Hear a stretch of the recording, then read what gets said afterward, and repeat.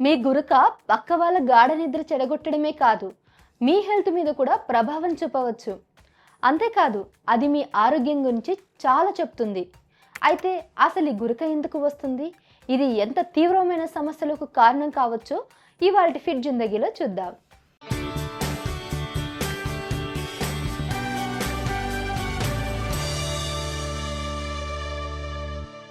పక్క వాళ్ళ గురక వల్ల సరిగ్గా నిద్ర పట్టలేదా? అలా జరగడం మామూలే. అయితే గురక పెడుతున్నంత మాత్రాన వాళ్ళు గాఢ నిద్రలో ఉన్నారని అర్థం కాదు.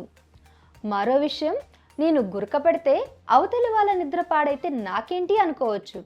కానీ మీరు గురక పెడుతుంటే అది మీ ఆరోగ్యం గురించి చాలా విషయాలు చెప్పే అవకాశం ఉంది. కానీ వీటన్నిటికీ ముందు అసలు గురక ఎందుకు వస్తుంది, డాక్టర్లు ఏం చెప్తున్నారో తెలుసుకుందాం. కామన్ ప్రాబ్లమ్ है స్నోరింగ్ కి చాలా మందికి గురక సమస్య ఉంటుంది. మనం నిద్రపోతున్నప్పుడు కండరాలు వదులవడంతో రిలాక్స్ అవుతాయి, శ్వాసనాళం సన్నగా అవుతుంది. మనం గాలి పీల్చినప్పుడు అడ్డంకి ఏర్పడుతుంది. దానివల్ల ముక్కు నోరు మధ్య వైబ్రేషన్స్ రావడంతో గురక అనేది వస్తుంది.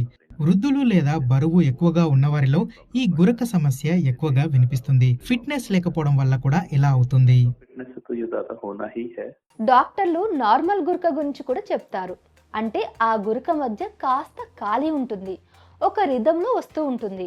కానీ గట్టిగా పెట్టే గురకను ఎక్కువగా స్లీప్ ఆప్నియాకు సంబంధించిందిగా చూస్తున్నారు. ఇందులో నిద్రపోతున్నప్పుడు ఒక వ్యక్తి కొన్ని క్షణాల పాటు శ్వాస తీసుకోవడం కూడా ఆపేయవచ్చు. అలాంటప్పుడు వాళ్ళు శ్వాస తీసుకోవడానికి హఠాత్తుగా మేలుకుంటారు, ఎందుకంటే వారి మెదడుకు ఆక్సిజన్ అందదు కాబట్టి. అలా జరగడం వల్ల brain stroke, heart attack, mood change రావచ్చు. అది మీ జ్ఞాపక శక్తిపై కూడా ప్రభావం చూపవచ్చు. అబ్స్ట్రక్టివ్ స్లీప్ యాప్నియా, దీన్నే ఓఎస్ఏ అని కూడా అంటారు. దీనికి ఒక కామన్ సైన్ ఉంటుంది, గట్టిగా గురక పెట్టడం. అబ్స్ట్రక్టివ్ స్లీప్ యాప్నియాలో నిద్రపోతున్నప్పుడు కాసేపు శ్వాస ఆగిపోవచ్చు. శ్వాస ఆగడం వల్ల ఆరోగ్యానికి మరింత నష్టం జరుగుతుంది. శరీరంలో స్ట్రెస్ హార్మోన్లు పెరుగుతాయి, దానివల్ల బ్లడ్ ప్రెషర్ కూడా పెరగవచ్చు. గుండె సంబంధిత సమస్యలు రావచ్చు. దానివల్ల నిద్రపై ప్రభావం పడడంతో మన రోజువారీ కార్యకలాపాల్లో చురుకుదనం కూడా తగ్గుతుంది. గురక విషయానికి వస్తే మీ లైఫ్ స్టైల్, మీ ఎనర్జీ లెవెల్, మీ బరువు, మీ వయసు చాలా కీలకమవుతాయి. మీరు గురక పెట్టడం తగ్గాలనుకుంటే ఒకే రకం జీవన శైలిని పాటించాలి. స్మోకింగ్, ఆల్కహాల్కు దూరంగా ఉండాలి.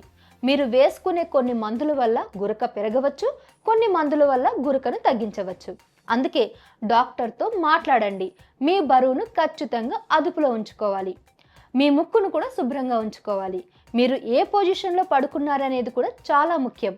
మీరు వెల్లకిలో పడుకుంటుంటే మీ నాలుక గడ్డం కిందన్న కండరాలు పీల్చే గాలికి అడ్డంకిగా మారవచ్చు. మీరు గురక పెట్టడం తగ్గాలనుకుంటే ఒకవైపు తిరిగి పడుకోవాలి, ఆ పొజిషన్ మారుస్తూ ఉండాలి.